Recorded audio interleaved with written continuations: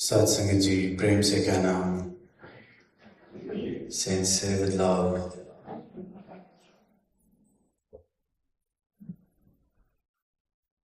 आज यहाँ न्यूयॉर्क में मुक्ति पर्व के अवसर पर सभी संतों के भाव श्रवण किए।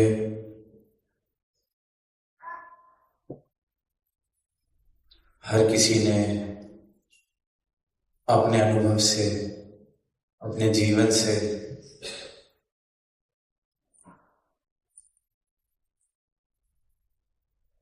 बात को जोड़ते हुए यही कहा, यही कारण है मेरी सभी उलझनों का। और सद्गुरु जब जीवन में आते हैं तो अपना ब्रह्म ज्ञान मेरी झोली में डालते हैं, तरस करते हैं, तो मुझे मेरी असली पहचान मिलती है। अपनी असली पहचान से मैं वाकिफ होता हूँ। और जैसे ही वो असली पहचान, मेरा मूल मुझे मिल जाता है, उससे मैं रूबरू हो जाता हूँ, तो फिर जितने मसले हैं वो एक क्षण में खत्म हो जाते हैं, क्योंकि सारे मसलों का कारण ही मेरे भ्रम, मेरी उलझने, मेरी मान्यताएं हैं। और जब तक जीवन इन मान्यताओं के अनुसार चल रहा है, जब तक जीवन अपनी मैं के अनुसार चल रहा है, अपने भ्रमों के अनुसार चल रहा है, तब तक मुक्ति तो बहुत दूर। मैं किसी को 2 पल प्रेम के, बेगर्ज प्रेम के देने के लायक भी नहीं बन पाता। इस मैं के कारण जीवन में इस प्रकार से अंधकार आ जाता है, ऐसी अवस्था मेरी बन जाती है कि प्रेम तो बहुत दूर की बात है। मैं जाने अनजाने न जाने कितने दिल दुखाता हूँ, कितनी बार मेरे बोल किसी को ठेस पहुंचा जाते हैं, कितनी बार मेरा कोई कर्म, मेरी सोच दूसरे को प्रेम या कंफर्ट तो बहुत दूर पर इस तरह पीड़ा पहुंचा देती है कि मैं उससे वाकिफ ही नहीं रह पाता। ऐसे अंधकार में मैं अपनी मैं के फंस जाता हूँ कि मुझे लगता है मैं तो बिल्कुल ठीक चल रहा हूँ, पर जहाँ जहाँ मैं जाता हूँ वहाँ वहाँ खुशी नहीं बल्कि पीड़ा, आंसू, दिल दुखाना, ये एक आम सी बात उस जगह की बन जाती है। और इंसान ऐसे अंधकार में जी रहा होता है, इतने अंधेरे में जी रहा होता है कि उसको ये दिखाई ही नहीं पड़ता कि जो जीवन मिला था प्रेम करने के लिए, जो जीवन मिला था खुशहाली बांटने के लिए, खुश रहने के लिए, उस जीवन का मैं क्या उपयोग कर रहा हूँ, किस प्रकार इस जीवन को जी रहा हूँ। और अब तो जीते जीते आदत ऐसी हो गई है, अंधेरा ऐसा छा गया है कि अपने ही कर्मों का रिजल्ट, अपनी ही सोच का जो परिणाम दूसरों पर पड़ रहा है वो देख नहीं पा रहा। Today, while flying to New York, I was watching a movie in the flight, and the plot was such that the protagonist, the hero, had a genetic disorder where he couldn't experience pain. He couldn't feel pain. And because of that, he had no friends. He was just limited to a basic routine, staying at home, going to office, coming back. But then he meets someone and he talks about his condition, and they ask that, then why do you keep to yourself? How does this disorder, this condition stop you from meeting anyone or interacting with anyone? And then he says that people think that I can't feel pain, it's a superpower. But they don't realize it's just the feeling that I don't feel. But the damage that is done is done. Sometimes while growing up, I used to injure myself, and I only got to know about the injury when my clothes were completely red with blood. Because I was not feeling anything, I didn't know how badly I had injured myself. It was only when people around me started fainting, seeing that much blood, that I used to realize that I need medical care. And because of that, my parents just locked me up, because the doctor said that people with such conditions hardly live for 20-25 years, because they would seriously injure themselves and end up dying. And I was watching the movie and just thinking about it, that sometimes this character, this hero, was unaware to the feeling of his own pain. But we as humans, we have become unaware of the pain that we cause. The pain that our actions, our words, our thinking, our narrow-mindedness, our desire to force superiority over someone else, our desire to let the world know that my beliefs are superior, our quest to prove to the world that my community, my country, my religion, whatever I identify with, is superior, is the way of life, should be the way of life for everyone.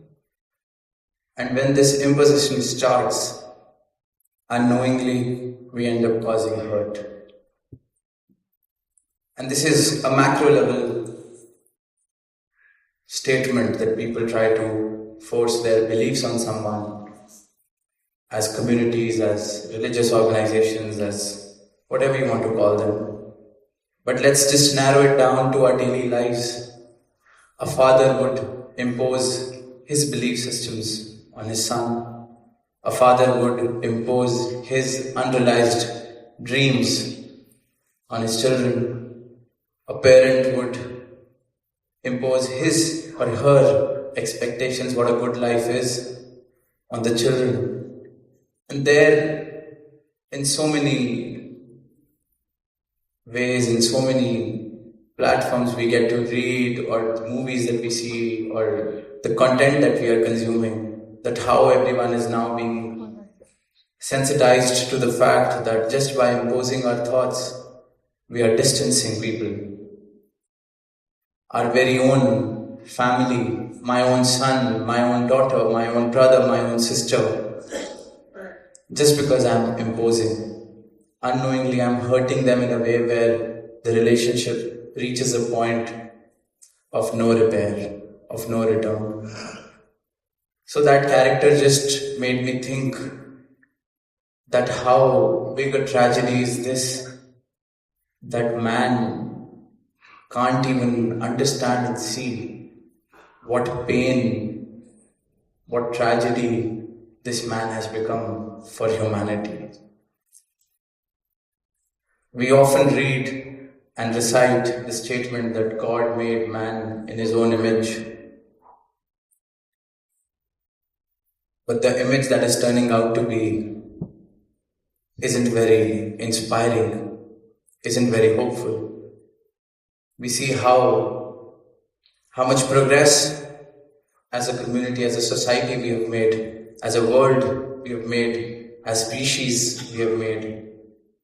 But unfortunately, the walls, the narrow-mindedness seems to be more prominent than ever. In the name of freedom, in the name of exercising freedom, people are imposing their own ideas on everyone else. But freedom doesn't mean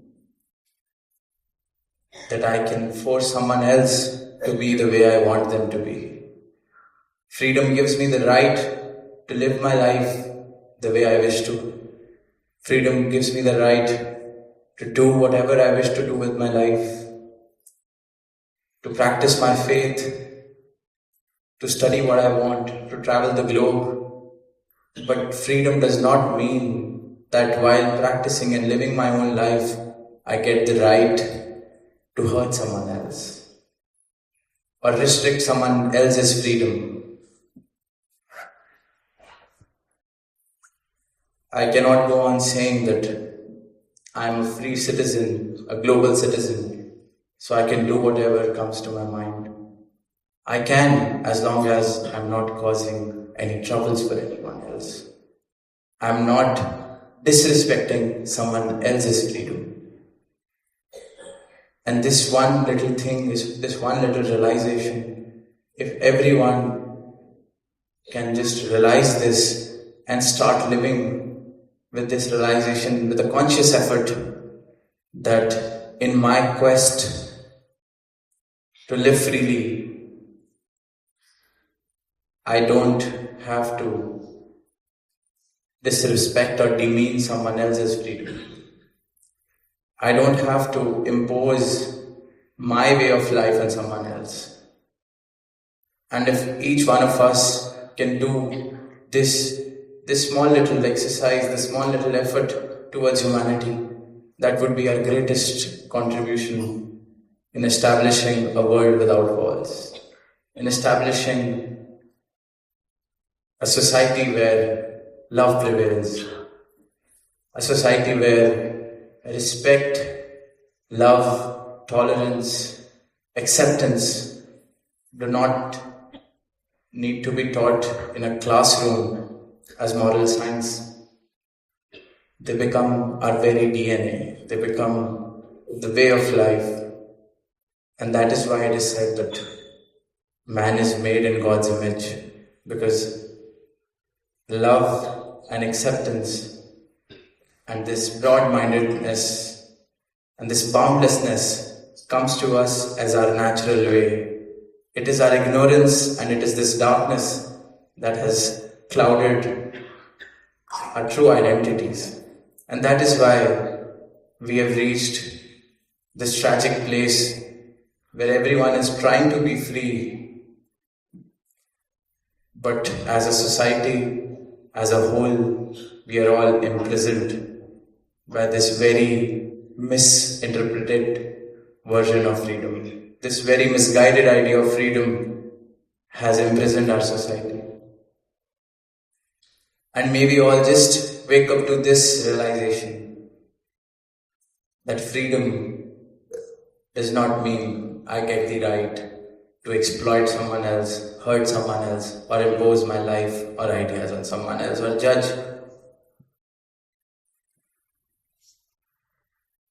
And that is how everything else has been misunderstood.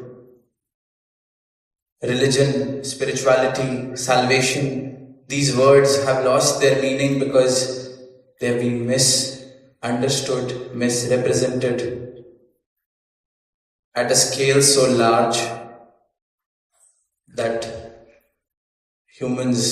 as humans, we feel that we are better off away from such concepts, because the oppression that is done in the name of religion, in the name of God, I don't think that any other subject has been the cause or reason for so much oppression, so much damage to the society. And the biggest lie or the biggest misunderstanding about spirituality or religion is that it is an investment. People talk about God, worship God, people practice faith as an investment, as an act that will someday pay me good returns. It is not done for the love of God. It is not done to experience bliss. It is done as an investment. But have you ever wondered that when we drink water, is it an investment? That someday when I feel thirsty, my thirst will be quenched because I've had water 2 weeks before. When I'm thirsty and I have water, my thirst is quenched in that very moment. It is not an investment for the future. It is not a promise of the future. And devotion, faith, God, bhakti is also not a promise of future. When I eat food, I feel full that very moment. I can't store up food in my body. Some species can, some animals can. But still, it's not a future promise when I have my food. Similarly, when I'm in devotion with this God, in love with this God, the bliss that I experience, the salvation that I experience is in this moment. And if this one thing can be understood, if this one truth can be realized, all the tragedies, all the unfortunate events that we see in the name of God, in the name of religion, will cease to exist, because any misdemeanor, any oppression, anything that someone else was misguided to perform or do was with the promise of the future. That you do this in the name of God and you will attain heaven. You do this in the name of God and you shall attain whatever your heart desires. And we see to what levels has humanity stooped down to in the name of God, in the name of religion. And that is the biggest, no matter how progressive in terms of our technologies we have become, but we have come far, far away from our true identities, from our true selves.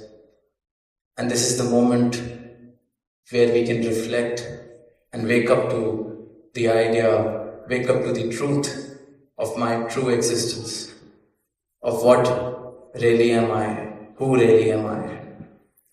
And this idea of God, this relationship with God, as long as it will be an investment, how we invest in stocks, how we invest in real estate that we are buying today, because it will give me good returns some years down the line. That is the exact relationship that I have, that humans have with God. That I'm taking God's name today, and tomorrow when I'm in trouble, I'm sure God will come through. I'm going to church this Sunday because I have a big exam coming tomorrow. I'm going to church the whole month because I have a big promotion that's coming next month. I have a big election that's to be won. Whatever my reasons may be, it's always good to have certain investments made in God. Just in case if it's true, just in case. But as long as we as humans have this investment-oriented relationship with God, we cannot experience even a drop of bliss. We can't experience salvation. Because it's a state of pure love. It's a state of knowing my own true self. It's a state of knowing what God is. No misconceptions, no passed on beliefs, no walls, no restrictions. God in its truest form, when I get to see the truest form, like Arjun in the Mahabharata. In Bhagavad Gita, we see that Arjun got to see the true form, and in that moment he surrendered. And when I get to see that true form, I understand who really am I. And then from that moment begins my relationship of love rather than investment with this God, this true, all-pervading entity. And from there, my understanding of true freedom comes to life. The darkness, the ignorance that I was living in, where I was so full of myself that I couldn't even realize the pain that I'm causing to anyone around me, I start waking up to that pain. I start realizing that my illusions, my ignorance has just been pushing me far, far away from this truth. And today I would just like to say that the very moment we can wake up to this truth, often in India we get to hear from saints that the day I received this God knowledge, the day I received this truth from my Sadguru, was the day I was born. That was my true birthday. That's a common expression we get to hear.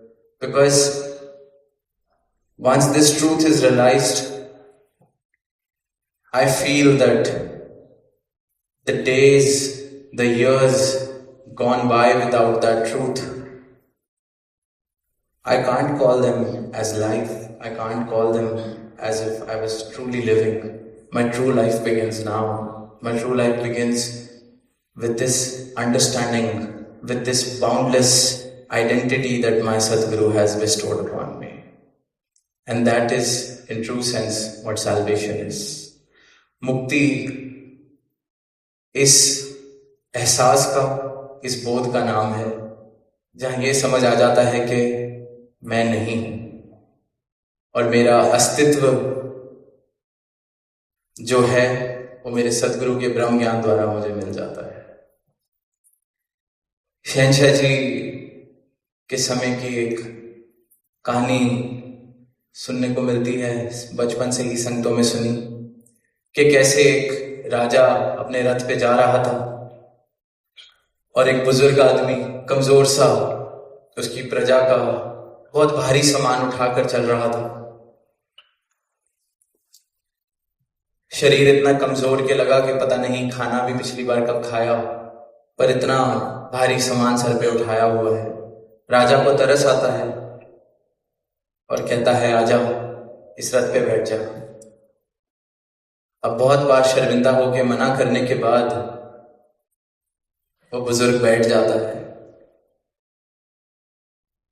और राजा उसको देख रहा है। रथ चल पड़ा है, राजा उसको देखे जा रहा है। 5 मिनट, 10 मिनट, अब 10 मिनट से वो बुजुर्ग कमजोर सा व्यक्ति रथ पे तो बैठ गया, पर अपने भारी सामान को अभी तक खुद उठाए बैठा हुआ है। सर से वो बोझ उतारा नहीं और राजा को लगा चलो 5 मिनट, 10 मिनट शायद रख देंगे अपने हिसाब से, पर 15 मिनट के बाद राजा से भी नहीं रहा गया। उन्होंने कहा कि ये इतनी खाली जगह पड़ी है रथ पे, कहीं भी रख दो इस सामान को, क्यों उठाया हुआ है? आगे से कहता है, राजन ये क्या कम है जो आपने मुझे रथ पे बिठा लिया? मेरे जैसे इंसान को, मेरे जैसे गरीब को आपने अपने रथ पे बिठा लिया।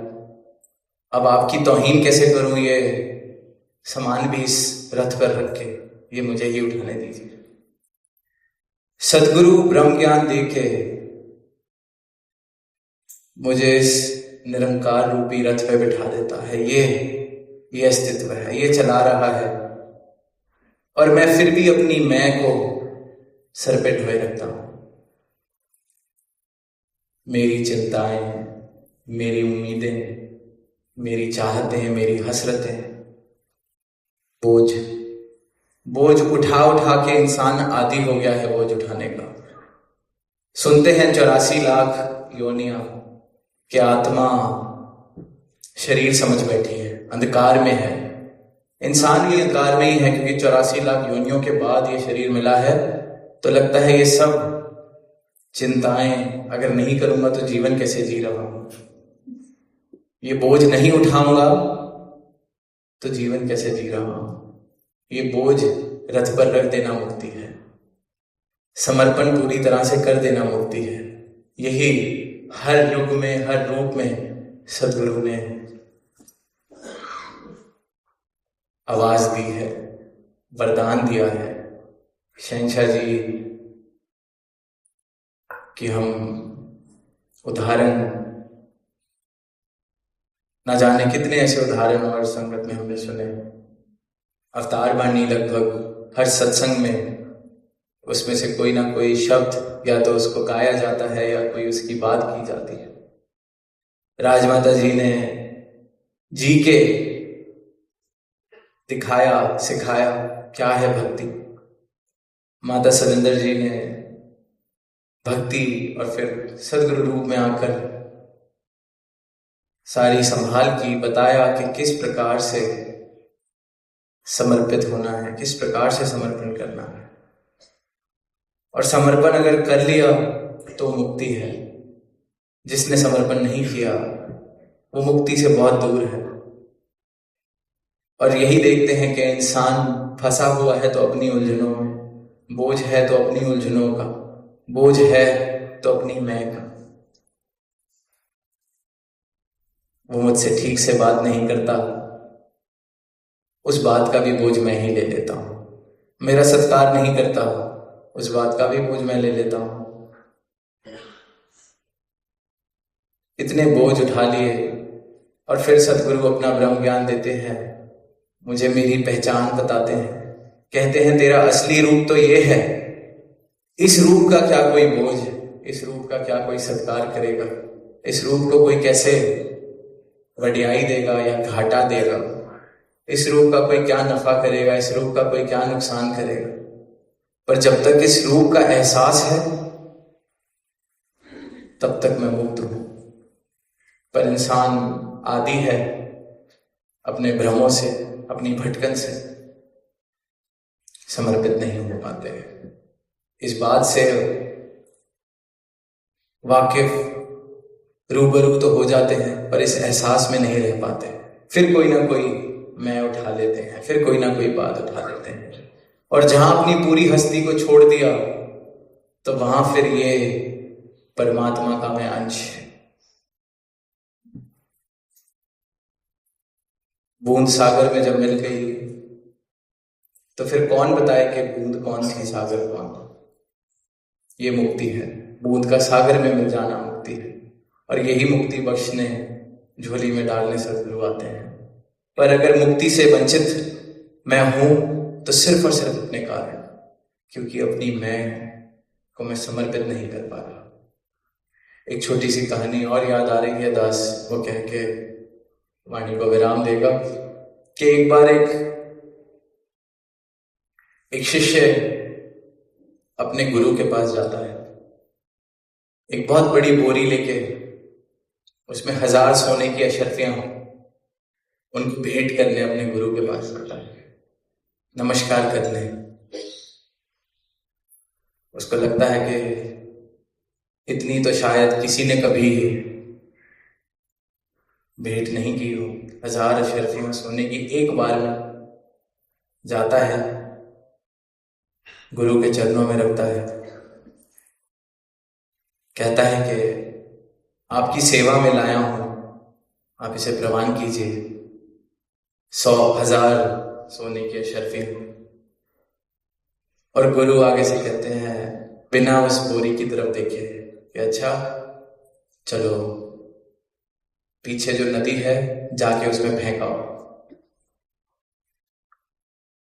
जाओ फेंको। अब उम्मीद तो इस बात की थी कि बोला जाएगा कि वाह तुझसे बड़ा सेवादार तो कोई आया नहीं, तेरी जितनी तो ये अशर्फियां किसी ने कभी भेंट नहीं की, सेवा में नहीं दी, तू तो कमाल है। अब ये अहंकार है। सेवा भी करते हैं तो सामने से ये सुनने के लिए कि तेरे से बड़ा सेवादार कोई नहीं। सर भी झुकाते हैं तो ये सुनने के लिए कि तुझसे अच्छा सर तो कोई झुकाता नहीं। खुद को विनम्र दिखाने का प्रयास करते हैं तो इसलिए कि सामने से कोई ये बोले आपसे ज्यादा विनम्र तो कोई है नहीं। और जब जब मुझे ऐसे लगे कि मैंने विनम्रता से किसी से पेश आया हूं, मैंने विनम्रता को जगह दी है जीवन में, मैंने समर्पण किया है, और सामने से अगर कभी एक्नॉलेजमेंट ना मिले और घर जाके मन में ठेस लगे कि मैं तो आज कितना विनम्र था, इस बात की एक्नॉलेजमेंट नहीं मिली, तो इस बात का एहसास कर लिया जाए कि विनम्रता नहीं, वो मेरे मन का खेल था जो विनम्रता का नाटक कर रहा था। क्योंकि मैं तो अभी भी जिंदा है जो वेट कर रही थी उस विनम्रता को एक्नॉलेजमेंट मिले, उस विनम्रता की वाहवाही हो। तो बड़ी देर हो जाती है, वो नदी में फेंकने गया उस बोरी को, लौटता नहीं। थोड़ी देर बाद गुरु जाते हैं नदी के किनारे तट पर। अब गुरु है, जानता है क्या अवस्था होगी शिष्य की। अब वो देख रहा है कि छोटा सा मुंह बना के नदी के पास खड़ा है और एक एक अशर्फी को फेंक रहा है धीरे धीरे। एक अशर्फी उठाता है उस बोरी में से, देखता है, बड़ी ही आसक्ति के साथ अशर्फी को देखता है, और फिर ऐसे छोटा सा मुंह करके नदी में एक अशर्फी, फिर थोड़ी देर बाद एक अशर्फी, फिर थोड़ी देर बाद एक अशर्फी। गुरु आके कहते हैं ये क्या कर रहा है? वो कहते हैं आपने कहा था नदी में डाल दो, वही डाल रहा हूं। कहते इकट्ठी करने में समय लगता है, नदी में डाली तो एक साथ जा सकती है। कहते बस यही समर्पण में भी इंसान गलती करता है, इसलिए मुक्ति नहीं मिल पाती। जो मेरी मैं है, सारी उम्र मैं बटोरता हूं इस मैं को इकट्ठा करने में। जैसे वो 1000 अशर्फियां इकट्ठी की गई होंगी, 5 साल 10 साल लगा के उस इंसान ने जोड़ी होंगी कि किसी दिन भेंट करूंगा। मैं भी स्कूल जाता हूँ, पढ़ाई करता हूँ, नौकरी करता हूँ, कुछ बन जाता हूँ, धीरे धीरे धीरे धीरे मेरी मैं इकट्ठी करता हूँ उस 1000 अशर्फियों की तरह। एक स्टूडेंट पहले बनता हूँ, फिर कोई नाम कमाता हूँ, फिर कुछ और बन जाता हूँ। हर कुछ समय बाद मेरी मैं पे मैं एक अशर्फी और चढ़ा देता हूँ, क्योंकि संसार में कोई ना कोई रुतबा और बढ़ता है, मैं और बढ़ती है। तो कहते हैं इकट्ठी करने में तो समय लग सकता है, लगता है। आज 30-40 साल पे करोड़ों रुपए कमा के कोई बैठा हो तो पहले दिन तो करोड़ों नहीं कमाए जाते। 30-40 साल में, 50 साल की उम्र में कोई बहुत बड़ा अफसर बन जाए, एक्सपीरियंस आ जाए, तो वो संसार का नियम है। जितने जितने सितारे मेरी इस अस्तित्व पे चढ़ते रहते हैं समय के साथ।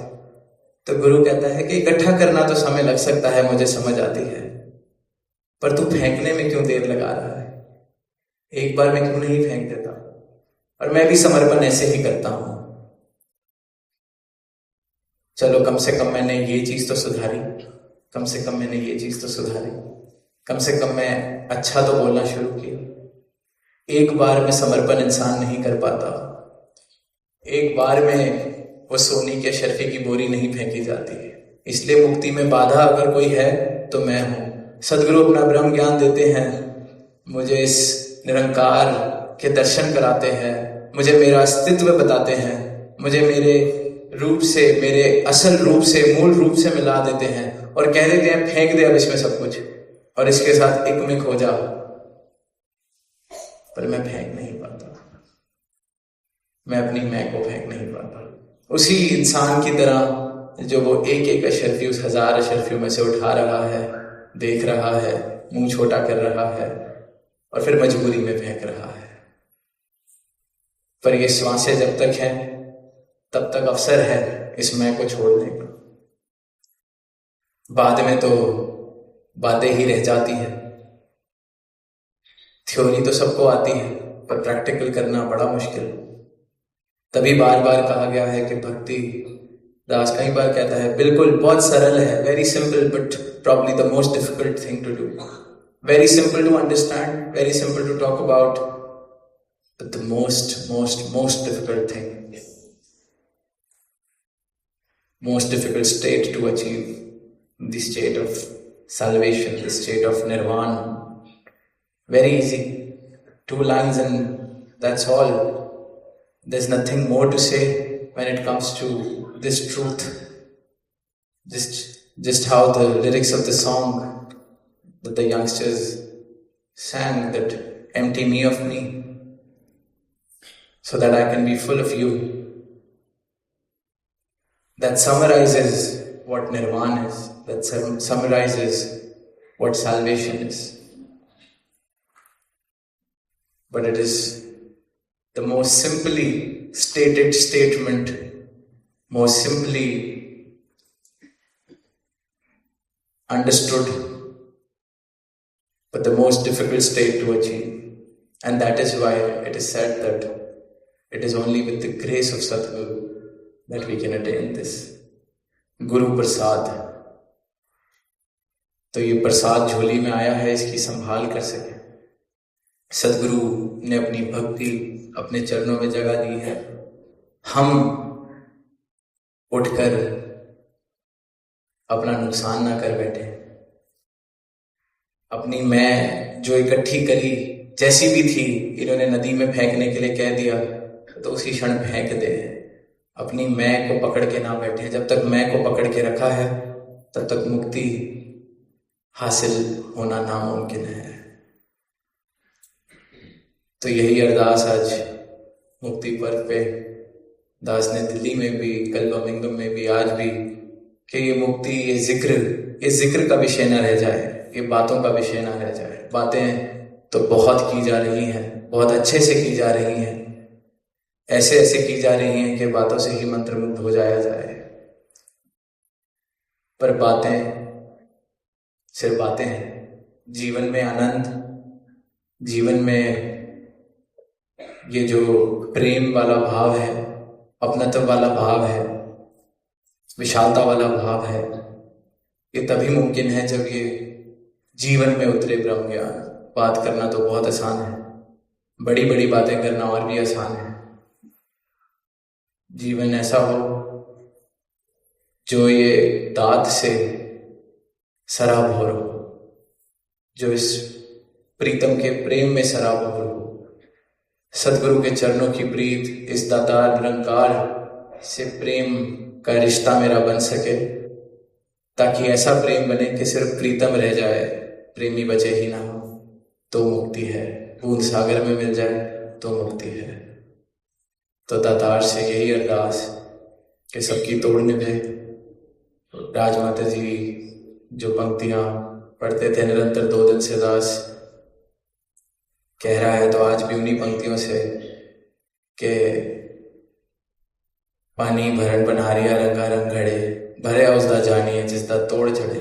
तो सबकी तोड़ सदगुरु से निभे, सदगुरु के चरणों में तोड़ निभे, प्रीत निभे। प्रीत मिली है तो बरकरार रहे, बनी रहे।